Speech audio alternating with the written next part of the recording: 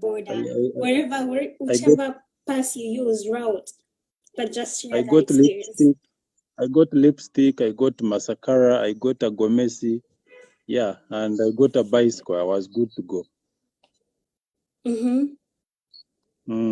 You went to Masaka, you got a Gomesi, and none of these officers at the border could know that this is the most wanted man in the country. They were sleeping. Oh, wow. Yes. What does that say about our security, though? If a Kakwenza can... Our security, they are just rubbish. All they know is brutalizing Ugandans. You know, the law is very clear. You're not supposed to arrest someone before you reach a conclusion or before you investigate. But here in Uganda, they first arrest, then they begin investigations. That is why you find prisons are full of 90% of people in prisons. They are innocent. They don't even have an idea about the crime they were arrested for. Tell me about your experience, like from the time you were picked from your house. Did the people who arrest you give you any reason as to why you were arrested? Like, what time did they pick you up from your house? What reasons did they give your family when they were taking you? If you don't mind, just take me through that moment. But is it yet time? I thought we were just checking. So yeah, we are checking, but we have like 300 people online, and everyone who is watching us, please share this so that the people we're trying to reach can see this message. Share as much as you can.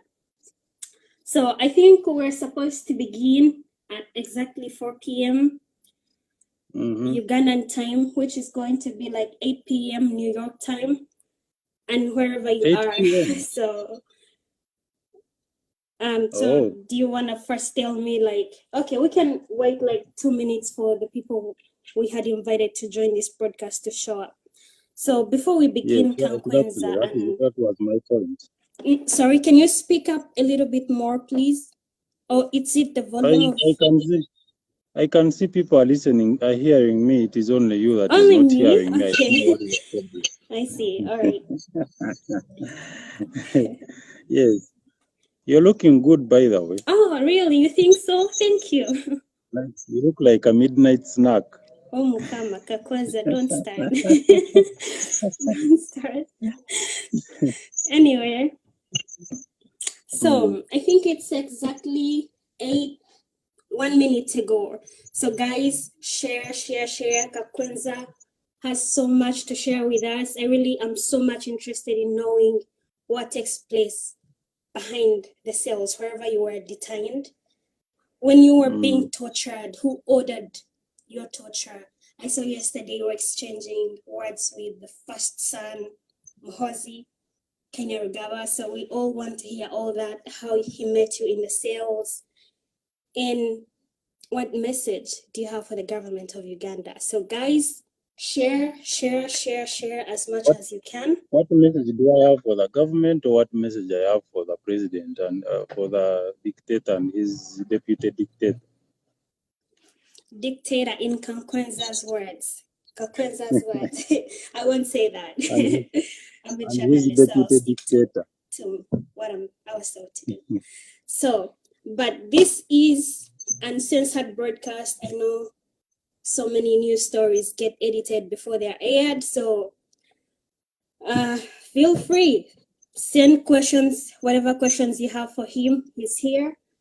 I'm going to limit this to only 1 hour because we have to go do other things. And Kakwenza, I think we can start right now. So let's begin with from the time you were arrested. What time was it? How did they come to your house? How did they find you? Who are these people who arrested you? And where did they take you? I got an Uber. I got an Uber from Forest Mall, Gogo, and it took me home. It drove me home. So the driver saw me enter the house and close. Then after like 2 hours, the same driver came back with the guys, and he was telling them that I saw him enter and close. After entering the gate, he came, he came with the officers and he was showing them my house. I was like, I saw him enter and close the door, and he's in. And for me, I was seeing them through the curtains, and they didn't know that I was still inside the house. So unfortunately, my bedroom window was open. So as the officers were peeping through, as I also was looking for the escape to the ceiling, the officer saw me moving moving in the kitchen. So he was like, he alerted the others. They were like 12 of them were in UPDF uniform, and UPDF about uniform? yes. Okay. Then 8 of them were in civilian clothes. They were armed with guns, machine guns, sledgehammers, pistols. So they asked me to open, and I refused. So that is when I begin calling my lawyer. I got on phone with my lawyer the entire time. I refused to open, so they got the sledgehammer. They hammered the burglar proof from the window, and they accessed my house and confiscated my phone, did a simple house search, and took me with them, handcuffed me. They had to first beat me, of course, because I had To refused arrest to you? They open. had And to beat you to arrest you first? of course, they had said that they had vowed that once they entered, they would break my legs. And indeed, when they entered, and upon landing on me, they started beating me heavily, kicking me, hitting me with gun butts. Yeah. So I was handcuffed like that and bundled into a drone. There were 2 drones and other 3 vehicles outside my gate. Yeah. And foolishly, my askari opened for them. Maybe he didn't know, or maybe he was threatened with guns. So that is how I was arrested. And they put a sack on my head and, tightened the what? Tightened it around my neck, and I could not see anything, and they drove me away to Entebbe. You may ask yourself how I knew that I was in Entebbe, definitely, but I can tell you that I have a decent sense of geography, so I knew where they were taking me. So when they were doing all that, did they have, like, because you said they searched your house, did they show you any search warranty? Did they tell you They why they didn't were have. taking you away or not? I asked them, what do you want? Where is the arrest warrant? They didn't have any. They didn't have any such warrant. All the arrest was illegal. It was done in a commando way. Like as if they were arresting a pig to take for slaughter. Well, so what time was this again? It was about, I think, 3:34, around there. Broad daylight. Yes. So wherever they took you, what happened? So when they took me, we reached, of course, I was not seeing anything, but the environment was like a barracks. So I could feel it. The Kiswahili, the rampas and bruha of the soldiers playing around. I could even hear in the distant interior some, like a chopper a chopper was landing, or it was flying out. So it was really a barracks, and yeah, that is how I knew that I was there. And so I was taken into a room with very loud music. Yeah, I found they took me in a room with very loud music. I didn't know about it. I thought that the music was going to be switched off or what, until they started beating me up, beating with bludgeons and batons, hitting my ankles. Hitting severely. I didn't even count the number of times they hit me, but it was very severe to the extent that I couldn't feel my legs anymore. So afterwards, they asked me, "Do you know how to dance?" Speaking in Swahili. I told them, "Yes, I know how to dance." So they asked me, "Can you please dance?" Yes. So I danced. I thought that they would stop me at 5 minutes, but can you imagine, the dancing took the whole night? So they made you dancing, dance sweat. too? Of course, that is what I'm explaining. Wait, I'm You sorry, dance. this is not funny. But the thought of them forcing you to dance is just really funny. I'm not laughing at you. Kakwenza, I think I later realized the reason why they ask people there, the victims there to dance is the place is very cold. So the mere sitting down, you start shivering. Yeah. So they had better keep you active.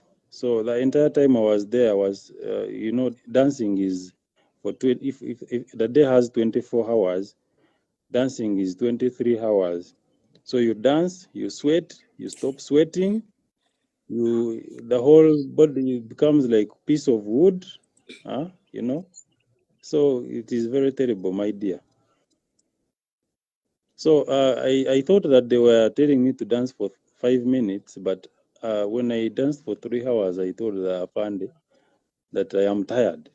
So he was like, "Yeah, you're tired." I was like, "Yes." Okay, he was like, "Oh, go push up position." So I did push ups. I thought that he wanted me to do like 20 or 30.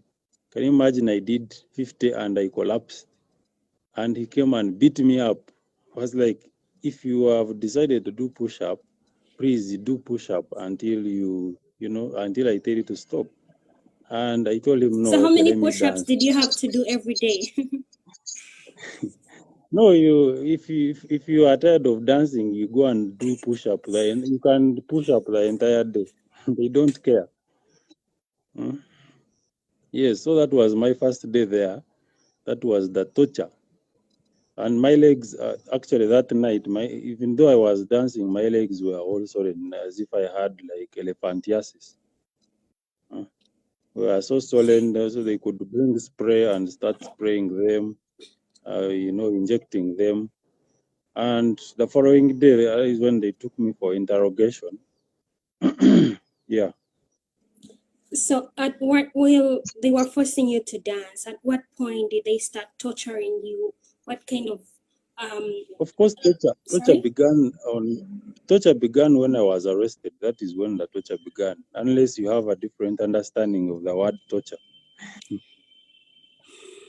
Because I don't Torture think began. dancing is torture. Like that's fun. You dance for fun, but like Are you serious?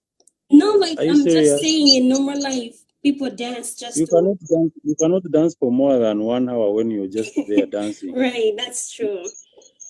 Yes, but for us who dance for even, all the time you're dancing throughout the night. Sleeping is only, they tell you, please, okay, sleep for 30 minutes. Of course, you have pain, you cannot sleep. Yeah. Do you mind please So describing the room where you were, how it looked like? Did you like just get to see any signs that just other people are being tortured from there? Just so I at first I thought I was alone, but when I was on the third day, that is when I realized that we were men, and indeed I was the seventh in that room. Though I don't know about I don't know whether I don't know about other rooms. Definitely, there are very many rooms, but I was the seventh. It was a room of about 10 to 10 feet. Very clean tiles and walls and what. So sometimes I could be stubborn and I look around and I see whatever was, like I could sit down and I could see the tiles, I could see the walls. Yeah. did you get to So see those other seven, or you were not allowed even to see them?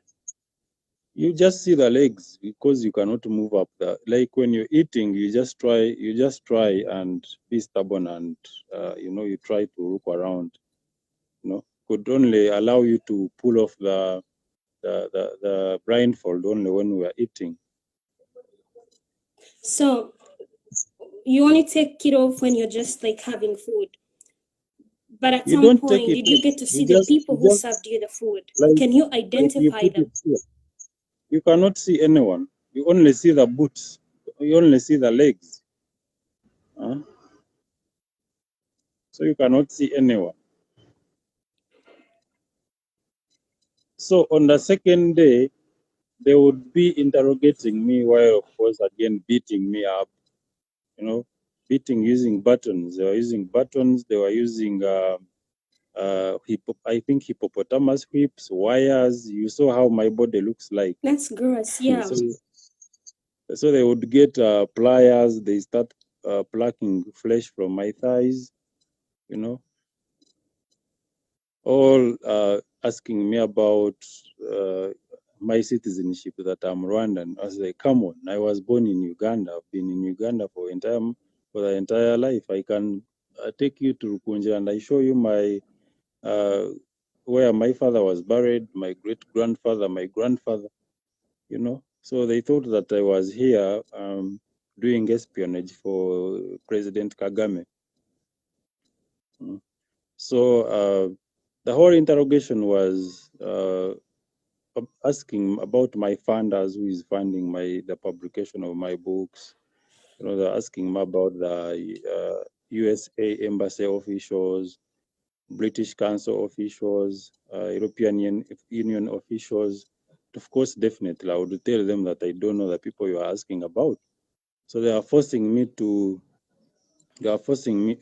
log into my Amazon account that I pulled down the book.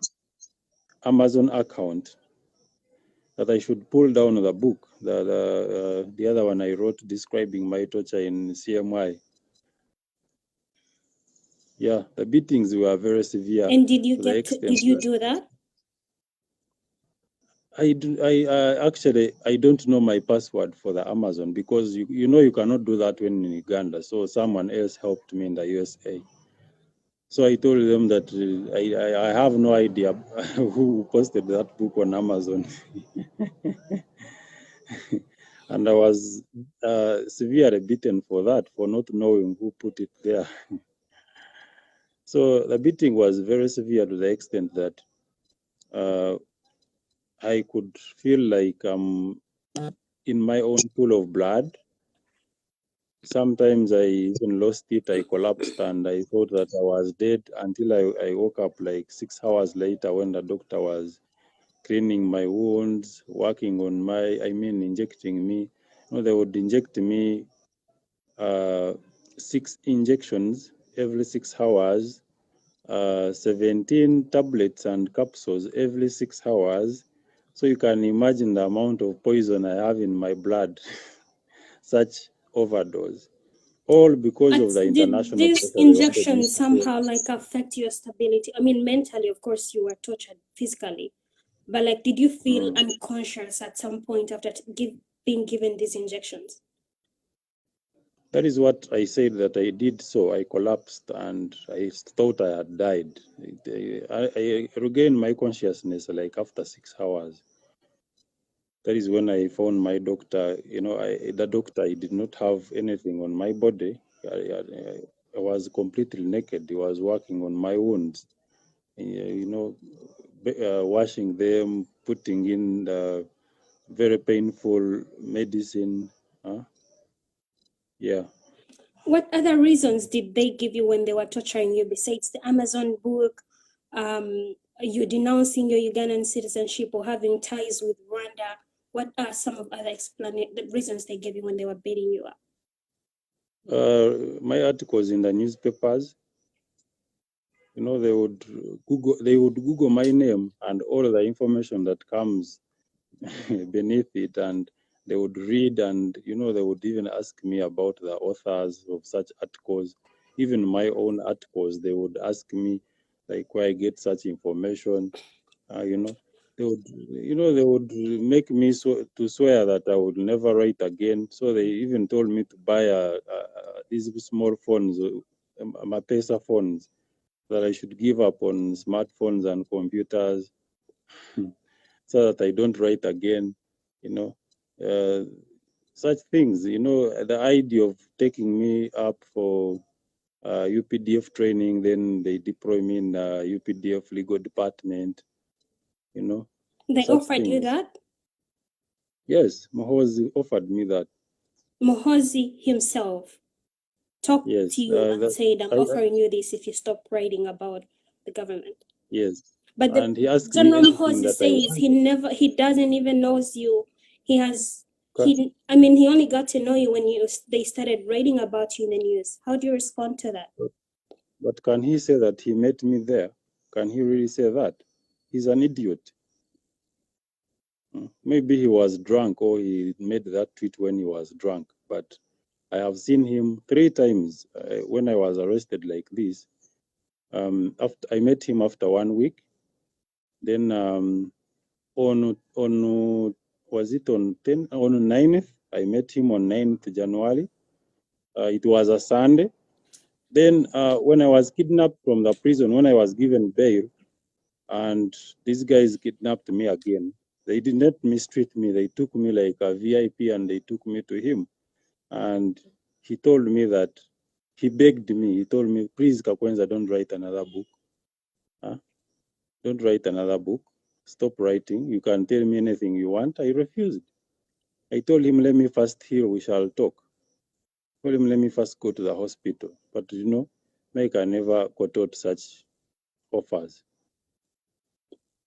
What other offers did he give you? He told me that he can give my wife. Okay, he said my wives. I don't know why he got that idea. Wait, He can what offer is them it with your jobs. wife? Huh? What did he say about your wife? Your wife or his wife? He said, I can give your wives jobs, cars, I can give you houses, I can give you everything you want. You just do anything you want.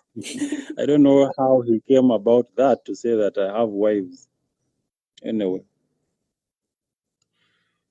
But the guy is a crook. He participated in my torture. He made me to kneel down and he put a camera in my front and asked me to apologize to him and his father. And of course, I was on gunpoint. I had to do it, but I can authoritatively tell him that it was it was a cosmetic, it was a lipstick apology. I can never apologize. I can never apologize to him. I can never apologize to him. You know, when you cannot apologize to someone who is putting you on a gunpoint, you know, or from torture. Because I stated it clearly to him. For me, I told him that for me, I do not have any attachment material wealth. I am not attached to. I'm not interested in any political position because previously they have offered me political positions and I've refused. I made my point clear. Me, I was born an iconoclast. Me, I criticize. So even if this government falls and another one comes, me, I am not interested in any political position. Me, I'm interested in criticizing. Right. Yeah. So I told him that me, I hate injustice, I hate impunity, so I must criticize. Did you tell him that camera he brought for you to apologize? Sorry?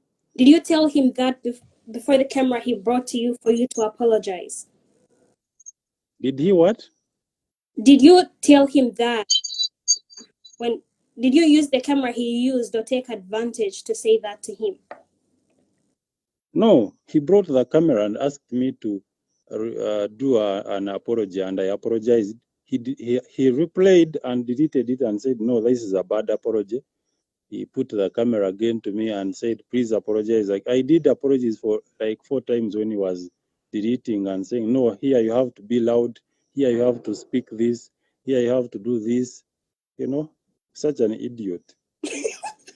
Okay, that's funny. So, Kakwenza. Yeah, then on Sunday, that was on 9th, he came because all my clothes were shredded and braided. And I was like, now, you know, you are an important person. We are taking you to court tomorrow. So now you have to appear in public when you're okay, when you're looking good. So he brought for me clothes. Muhoozi himself. So the clothes, yes, the clothes you saw me putting on in court, the khaki pant, the shirt, the hood, the underwear and the vest, they were all bought by Muhoozi. He bought them and brought them to me. He had to ask me the size and I told him, yeah, he brought them to me. So, Did you return these clothes though? Because you could be having someone's property wherever you are. No, they were brand new clothes. Okay. He bought them and brought them to me. They are brand new. Right. So, after, just tell me, like after all that happened, what next? It looks. So It's let me first tell you this. On Monday in the night, I was put in a drone again and taken to SIU in Chereka. That is why they picked me on Tuesday early morning, very, very early morning at 7. And they smuggled me into court. Yeah, it was not yet the official time of court. The official time of court, we all know that it is 9, but they produced me in court at 8:30. I did not have, my lawyer was not there. We were only that idiotic magistrate and the 2 prosecutors, only 4 of us in court. And my tormentors, they were guarding the door outside with guns waiting for me. So they had, the magistrate had an order that I should be sent to prison on remand so that I can heal. By the time I come out, and this is I am healed. I do not have. Sorry? order from above. Because Yes. so So I was remanded to Chitaria. They drove me to Chitaria. Yeah. That is how I spent in Chitaria about, was it 13 days? Yes. what has this And about our justice system, Kakwenza? sorry? What does this all say about our justice system in Uganda? What do you expect from these zombies who are appointed by the president? Of course, they have to kowtow to his balderdash all the time. Whenever he wants a deal to be passed, he uses them to do those fucking stuff. First of all, it was very, very wrong for him to send me to prison when I was tortured, and it is against the law. You know that. Because first they could have really to go seek treatment, not to remand you. Yes, he could have sent me to the hospital because I was very bad off. I could not even walk. I was even urinating blood. But he chose to send me to prison. And you expect me to have kind words for such people? That's so inhuman. I do not abuse. May I describe? So that is how you see I describe such people. If you are a fool, you are a fool. That is, we have to make use of English language. If a person is a fool, tell them that they are fools, because that you have to describe their character. So first, for example, a magistrate who does not observe my rights as a Ugandan, who does not look at the law, what the law says, and he sides with my tormentors to persecute me, not to prosecute me. Which kind of person is that? So that man is very shameful. He doesn't even deserve to be in such an office. But look at his position, Kakwenza. You just said he had an order to remand. Probably he was also fearing. He should exercise his duty as a judicial officer. They should be first of all, they front themselves as independent, that independent judiciary. Which kind of independence when gunmen bring me to court and he just there presides over impunity? Which kind of independence is that? The question of independence has been raised many times, given the fact that the president appoints the Chief Justice. So you have a point. Okay. Yes, if he thinks that he cannot do what they tell him to do, he can resign. He can say, no, I cannot. The reason why, that is why they use him a lot. They have used him in Nicholas Opio's cases. They have used him in Nana Mwafrika's case. So they know that they have their Bamrika there in court, who is ready to do their dirty jobs. Why didn't they take me to another person? Why specifically him? That man is not a human being. He's a monster. A judicial officer who does not exercise his duties as expected doesn't even deserve to be in such an office. Is it? His father sold a cow to educate a cow. Wait, Sorry? what was that? He sold a cow to you calling a judge? His father sold a pig to educate a pig because he's pig-headed. You cannot be a judicial officer and you send a tortured person to prison. And I have no regrets for my words, by the way. Those are your words to me. Yes. Not a serving judge. Okay, so let's talk about your experience while at Kitalia prison. Before that, let me tell you something. For me, I am protected by the law. To this freedom of expression, I am protected by the law to describe you. If you call it body shaming, if you call it abusing, it is the law that decides. You know, Section 25 of the Computer Misuse Act, it was put in place to protect those idiots. Actually, we have like 5 petitions against it. It was put in place by those fools just to protect themselves from ridicule and criticism. But me, I can categorically tell you that I criticize, and I have a right to criticize. It is called freedom of speech. But they do not have a right to torture me after criticizing them. Because the law is very clear, anti-torture. Even if you slap me, that is torture. But me speaking against your behavior, it is freedom of expression. You can never do anything about it. So I have freedom to describe them using literature. That is what you call abuse. It is not abuse. But they do not have a right to persecute me, to impinge on my rights. They do not have it. That's true. Freedom of speech should not be given by any other government. It's a right, it's a constitutional right, and it's a God-given right. No one should gag the other for speaking whatever they feel.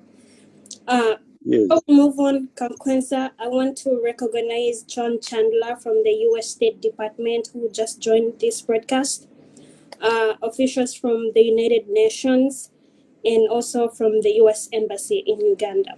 Good to have you and enjoy the story. It's not a very good one, but please listen to Kakwenza. Let's move on to Kitalia prison. You're now remanded to Kitalia prison. Yes. So how did Yavasaja's guys treat you well there? No, Yabashaja's guys, they treat me with human dignity. I have no complaint about it. I was welcomed very well. I was allowed to sleep very well. I was fed very well. I was allowed visitors. They really treated me. They really took care of me. I have no problem with Yabashaja's guys. I have even credited him very many times. Right. But Muhoozi's guys, they are not human beings. Those people are not people. So it is in prison where I healed my wounds, you know. They gave me a standby doctor, you know. They also wondered that which kind of people gave me such scars. When they undressed me and they saw the scars, I could read the emotions, you know, on their faces. They also wondered what kind of people can beat up a person to such an extent and also send him to prison. So they really treated me with the utmost dignity. I don't have any complaint with them. Coming back to court, of course, you criticize the judge. You've said he's not sorry. I know I see all the messages you guys are sending me, but I would appreciate it like if first hold them so I can finish this because they're kind of distracting me. So let's talk about your past. Of course, but you're out of the country. How did you manage to do this, Kakwenza? You know, these fools, I don't know whether they gave me poison and they want the situation to be irreversible. That is why they frustrated the bail. They frustrated me getting back my passport. the magistrate was very clear. He refused to sign the bail forms unless my passport is in court.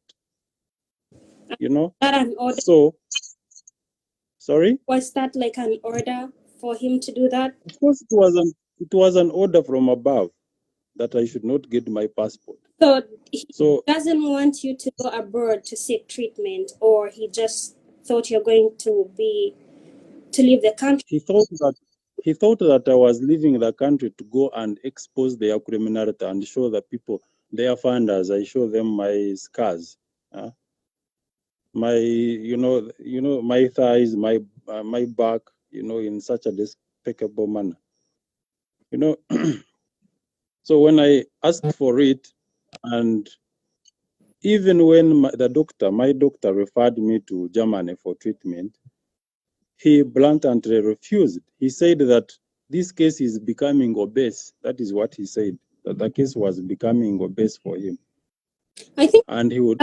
Did he say that, or it's just your favorite word? He said he said that when I put in my application for the passport, and the German embassy wrote to him confirming the same, that I had 1 hour that was to travel to Germany. He was like, this case is becoming obese for me. That is why he gave it another week to give a ruling. Can you imagine? I take my medical documents to court to be given a passport to rush out for medical attention, and you say that we are giving it another week. Which kind of person is that? As if he doesn't have a child, as if he doesn't have any sympathy for a sick person. I was so embarrassed, very, very embarrassed. But he refused to give me my passport, and I could not just stay in the country to die. So I decided also to run away, to go and look for medical attention. And I can tell you that after getting the medical attention, I am coming back to Uganda, and I will use the international airport, that is Entebbe. Whatever they want to do, they should be ready by now, because I am coming back after getting fined. When I read that in the news, I was like, if the Speaker of Parliament, Jacob Olanya, can be allowed to fly out of the country to get medical help, why can't Kakwenza be allowed to go seek medical attention? These people, these people, they even go to seek medical attention when they have these small diseases like gonorrhea. Imagine taking gonorrhea to Germany just to, flying to Germany to treat gonorrhea and syphilis. Then what about me with such kind of medical condition? So for them, when you are opposition and you are a pariah. So I cannot beg. So the only message I have for the magistrate, he should put my passport in the dock and try it. Me, I'm not going back to his stupid court. I'm gonna take you back. That's like, I know the story is flowing very well, but before they arrested you, you had made a tweet attacking the president and his son, calling him obese, and attacking. Please, you need to revise your language. I didn't attack anyone. I didn't abuse anyone. I told you that I use literature to describe people who they are. Yes, and I have no apologies. So if I use my literature to describe your character or who you are, it is very wrong to say that I have attacked you. No, I'm telling you the truth. If you have a big stomach and I tell you that, yeah, you have a big stomach, why should you complain? Or if I call you inebriated, can Muhoozi go to court and prove that he doesn't drink alcohol? He was not drunk. Or can he go to court and prove that he's not a curmudgeon? You have no proof to that he was drunk and he was drunk tweeting. But he's an alcohol person, not so? I'm not sure. I don't know him very well. So anyway, if I call him a short-tempered person, and he indeed is a very short-tempered person. So me, I was describing his character and how he is generally. So I did not abuse anyone. If I decide to abuse, the internet will run crazy. Is he just short-tempered or intolerant? There is a difference there. But anyway. I don't even think there is a word to describe his character. He's a barbaric person. His kind of barbarism was got from the breast, or it was inherited from his father. He inherited the barbarism from his father.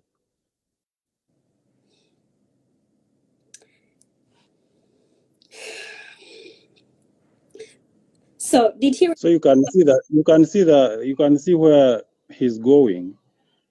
His father is chief of barbarism. Now he has infected the son. The son is even going overloaf before becoming the president. Now, such kind of person does not even have the capacity to lead a Marwa group, but he's just there yapping Muhoozi project 2026. Who is going to vote for such a fool? Huh? He does not have the intellectual acuity. He's not a diplomat. He needs to go and read books and prepare his mind so that he can become a human being and come back to contest for the presidency. He should learn from people like Barack Obama. Intellectualism. You cannot just be a gunman in love with violence and what? With guns, you are Ferrandala, you are what, and you say that you want to become a president. What kind of president will he be? For him, he's in love with me. I will support anyone who exudes intellectualism. Now, such a kind of person who understands only violence, guns, revenge, such a person can never become a president. And you think that the country will be at peace. No. Like you say, just a critique. Muhoozi has diehards who see potential in him. They are not diehards. Those are bankrolled chamuchas, bamrikas. He gives them money. Any sane person can never support Muhoozi. Those bankrolled chamuchas you see on Twitter, on Facebook, he gives them money. He gives them money to defend him. So if you see a lot of rampers and brouhaha on Facebook and Twitter, don't think that it is a genuine support. It is not. Those people they meet at there's a place at Lumumba Avenue. That is where they meet and they give them money and they start going to buzz the internet with the nonsense to show support. They open fake accounts and they start confusing people that he has support. Which kind of support does he have? The hired support is not support.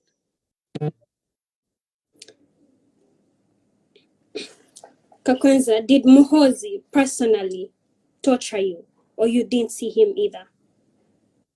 I didn't see him torture me, but he was there himself. If he was not there himself, why did I meet him 3 times? So that means he was there and he participated in my beating. That man, I don't have any kind word for him. I think I've exhausted all the words. I've called him all sorts of things, I know. Okay. No, I have not. I'm trying to be a good person on this show. Describe, right?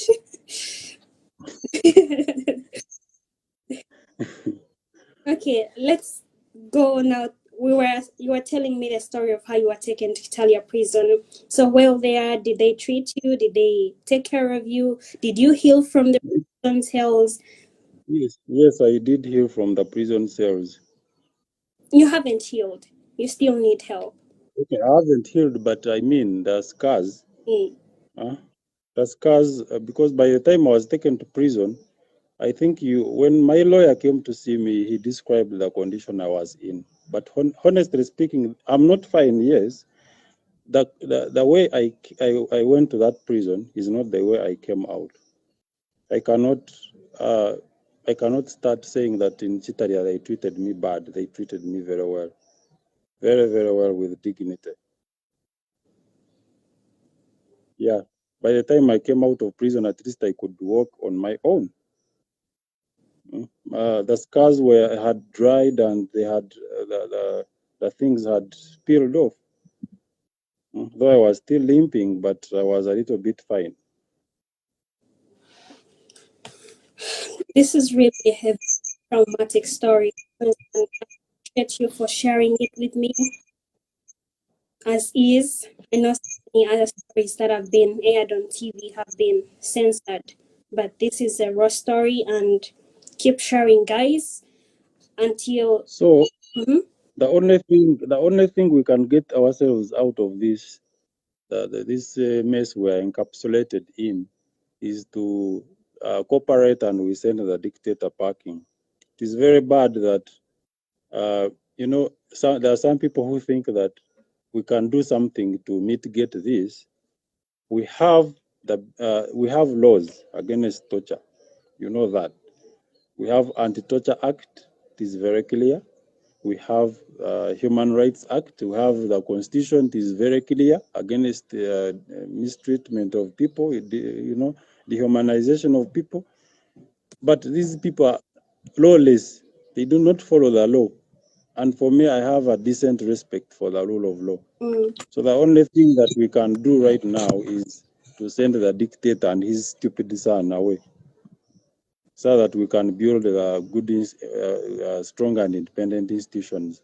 As you are aware that democracy depends on strong and independent institutions.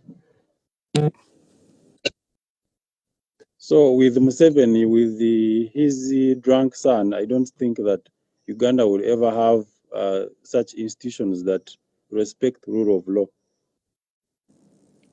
As I've told you before, that these guys, they come, arrest you, then they start investigations. In a normal country, I've been in first world countries, they first investigate when they are really aware that you did something. They come and arrest you when they have evidence. And they take you to court in a reasonable time or as pursuant to the Constitution. But these fools, they come and arrest you, they torture you, then that is when they start to investigate. That is why I spent 2 weeks in illegal detention. 2 weeks in illegal detention. They were investigating. Even when I was taken to court, they said they are still investigating. It is just recently, a few days ago, when they said that investigations are complete. But when you see the rubbish they submitted to court as evidence, it is absolutely, I don't have any word to describe it.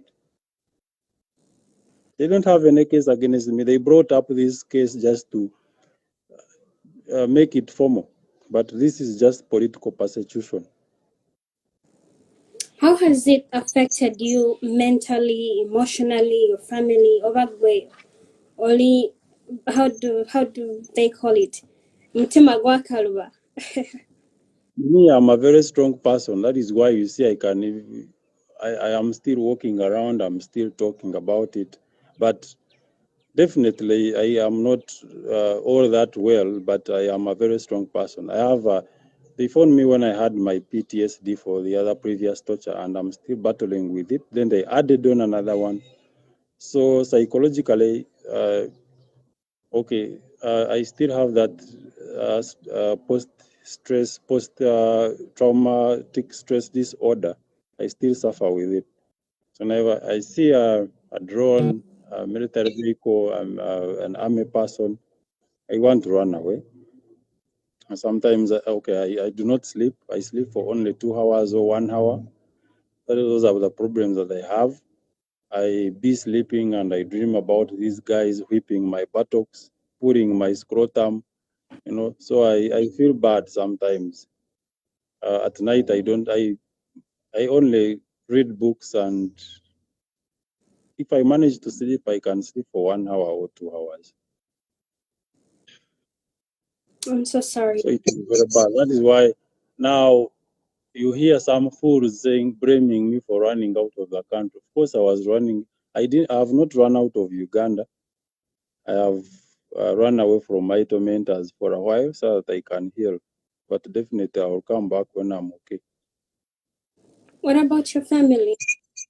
Aren't you worried for them? My family, they are also traumatized, but not as like me. But they will be fine. My children are at school. They demanded to be taken to school because they could not manage to stay in the same place. They saw their father coming, limping, and dripping blood. Yeah, so they are well at school. It's really sad, but thank you for Kakwenza. That's thing you've done, and I really applaud you for your boldness. What Yeah, message both to your tormentors, to the judge, to the government? I pity Museveni and his son, by the way. As I have said before, there is no leader in history who has ever won a war against a pen. I know you understand history very well. You know what happened to King Leopold of the Belgium. You know how at a young age, at about 70 something, he got depressed and suddenly died in 1908, 1909 because of writers. Writers gave him headache, and suddenly he lost the Congo. He had taken Congo as his private property, killed 10 million people. So writers exposed him, and he tried to bribe them. They refused, and he ended up dying after losing the Congo because of people exposing his criminality, because of writers exposing his criminality. So I really pity Museveni. I really pity Museveni and his son. He can never win a war against a pen. He can never. So you said that you really like court matter was looking, at least for you, you had people like advocating for you, speaking for you. I'm now thinking about the 7 other people who you saw in this detention torture facility. They cannot be 7 alone. There are very many. I actually feel bad that me, I am out, and for them, they are still there. And some of them, they have spent there even years. They don't even know. They don't even know which year it is. They don't know the month. They don't know the date. So I really feel bad. And some of them, they are noob. Some of them were arrested during the campaigns. They are still there. For them, they are used to dancing. They can dance the whole night. So I think it's good that you told the world that they are there, they are being held. In They are there. There are many. I think now the people responsible who are watching, those who have decency for humanity, can honestly like push for their release. Thank you for sharing that. I mean, it's really traumatizing because when I saw your pictures myself, I was in shock, and I'm like, what is going on in my country? It's really unfortunate that it's happening, and that needs to be stopped. But such has happened ever since we got our independence. We've never had a legitimate president, an elected government. I mean, president. You see how Museveni lost election, got only 2 votes, and decided to go to the bush and hoodwink people just because he wanted to become president. He wanted power. When he became president, he started organizing sham elections. He has never won any election. He's a computer-generated president. He came with a gun. Now he started becoming a computer-generated president. So you have seen the barbarism in the elections since 1996. There was too much barbarism in 2001. You saw what happened. Me, I voted in 2001. What happened was very terrible. A lot of violence. 2006, 2011, 2016, 2021. You saw what happened. So I think they have mastered violence. and they have a lot of it in their toolbox. So every election year they pick what to use. They pick what to use.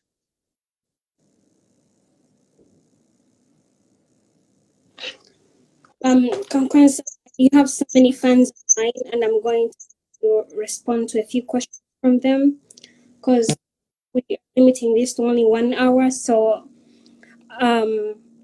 if you can choose a question from there, then you can respond to it, and then we'll call it a day. I've not seen any question. I've seen someone saying that you are not asking me questions. Because that's why in my post I said Kakwenza will narrate his traumatic ordeal, and this is what I want. Okay. So okay, can you call questions? Yeah, so we'll take questions. They're just Moses Walgembe wants to know what can be done to save those other 7 people who are still in detention and people don't even know about them. First of all, I do not know their names. I do not know their names. What I know is that who should we go for? Who should the country go for? Of course, they are inside the SFC. Then even when I went to CMI the first and second time, I saw hundreds of people in the dungeon. Hundreds of people.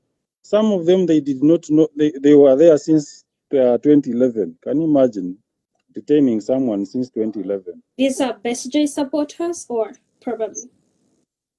Some of them are BSJ supporters. Some of them are Bobby Wine supporters, like the ones in the SFC. At least I was the 7th, but I know that there are 6 people there. They were arrested during the campaigns in November and immediately after the elections, and they are kept there. So you saw the Human Rights Commission cannot access safe houses, cannot access Mbuya, cannot access SFC. Even when Parliament decided to go and access such detention centers, they were chased away. So what else should we do? Museveni must go.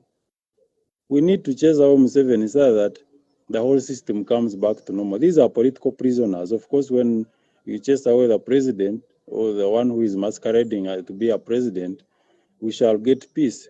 These ones will be released. I feel so bad that I'm out and they are still there. The only way to get them out is to remove Museveni from power, because there is nothing else you can do. You don't know their names, but they are there. The human rights defenders, of course, have listened to that. They're on this line, on the call. The US State Department, the United Nations, all these are bodies that are interested with protecting the rights of human beings. So I'm pretty sure they have taken note, and hopefully they will force the government to release these people, or at least try them, because detaining people without trial is so inhumane. So I think this is it for the day. Thank you so much. I want Kakwenza to be heard. I know, because imagine going through all this and then the judge tells you do not speak about it, because so many people heal from trauma by speaking through things. And thank you so much for sharing this. Hope you feel better, and wherever you are, be safe, get treatment. Do you have like plans of like have you set up like medical appointments or? Yes, I have my doctor in Germany on standby. He's actually waiting for me. It is me delaying him. So anytime I get my travel document, which is actually I might get it today, I'll just fly to Germany directly. Yeah, I have a doctor on standby. That's good. Not one, but okay, a team of doctors. They could be around 12. Oh, there would be some people love to Yes. do out. Yeah. Yes. So be safe journeys to Germany. So how I got out of the country, it will be another story for another day. So I don't want to talk about it. Right. I don't want to create tensions between Uganda and Rwanda. But are you Actually, the reason why I decided to escape via Rwanda, I wanted to give a middle finger to Muhoozi, because he went and he masqueraded as if he was opening the border, but I didn't actually use the border. I used the panya panya as the polaris points. So I wanted to give him a middle finger that I can even go and I can escape through your enemy country. Yes. Yeah. So it's just so funny, like you can get out of the country with all these officers that are being funded every day to protect the borders. So that doesn't even, I mean, we cannot guarantee our security, because if someone can sneak out with a passport without checked, because they were sleeping, as you said, then we're not a safe country that our security in. Dr. Kizza Besigye did it the other time when he came back to Uganda without a passport. Was he going out or coming back?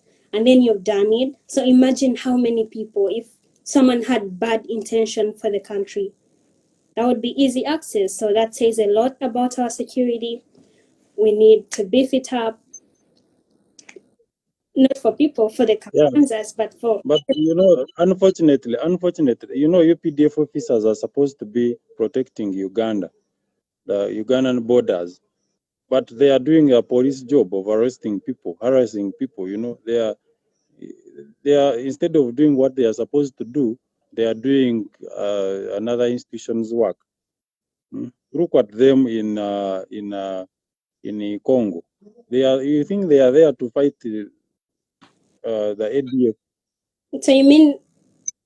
You just wait and you will see the repercussions of that invasion. So they are not. They are being used foolishly by Museveni to root Congo.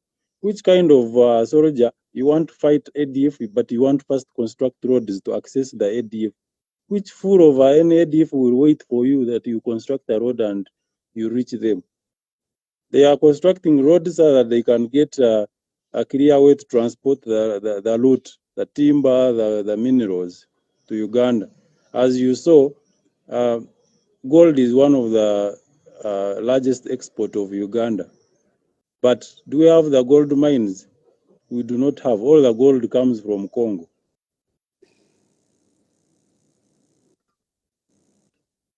So you can understand the intention.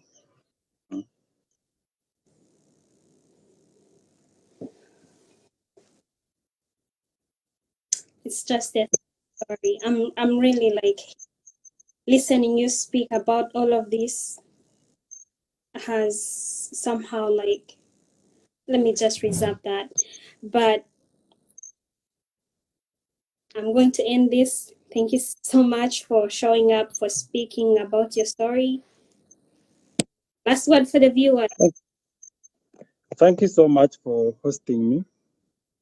You have a dog. It's so cute. Yes. That dog. My bodyguard. Be a random dog. Randis. Must be like. Thank you so much. Thank you so much for hosting me, Remy. Speak to you later. Yeah. All right. Talk to you then. Be safe again. Bye. Thank you, guys. Let me enjoy my Malawi. Enjoy Malawi, Kigali, New York, Germany.